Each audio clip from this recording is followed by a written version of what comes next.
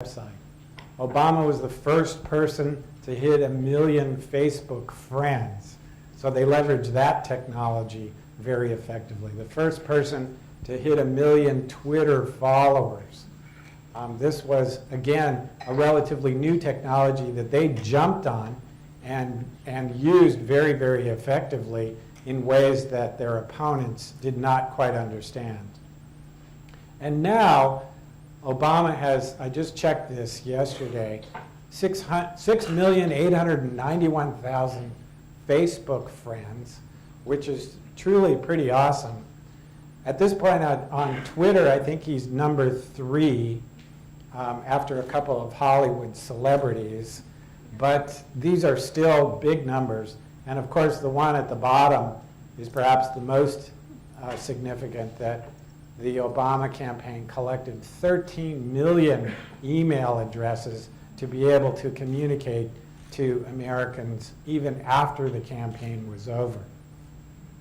But of course, the thing that really, really grabbed people's attention all over the world was that Obama was able to use these technologies for fundraising. He raised $500 million through the internet. This is truly astonishing. The transformation of this technology as a fundraising vehicle for politics in the United States, this is such a staggering number. It's 10 times the amount of money that was raised by Howard Dean on the internet in the 2004 campaign. And Howard Dean raised 3 times more money than Bill Clinton had ever raised. So you can see the sort of almost geometric progression of money that has come into American politics through this technology, particularly as a fundraising vehicle. So 3 million donors made 6.5 million online donations, and 6 million of those were for $100 or less.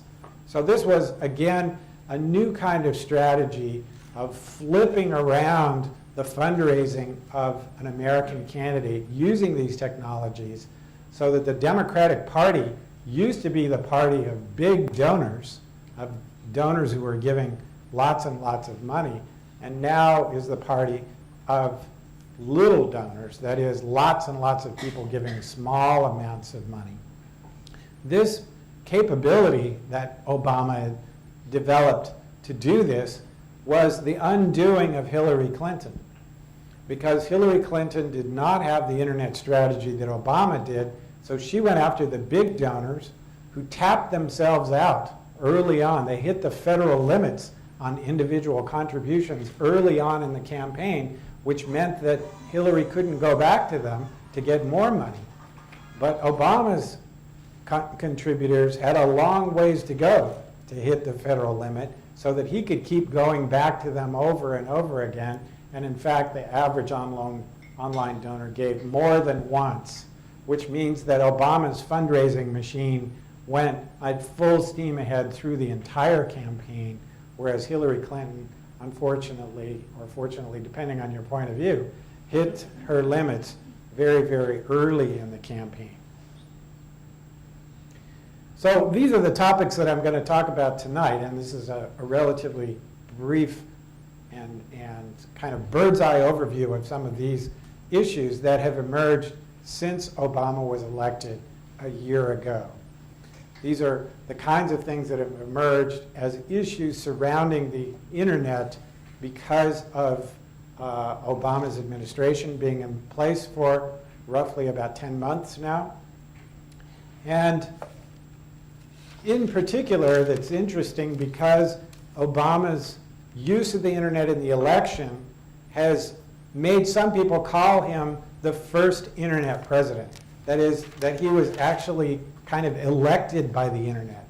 That this fact that he was able to prevail over Hillary Clinton in large part because of his fundraising strategy and because of all the internet users that he had and the kind of grassroots movement that he built using these technologies, that some people have called him the first true president elected by the internet, and therefore Obama has made the internet itself sort of a central part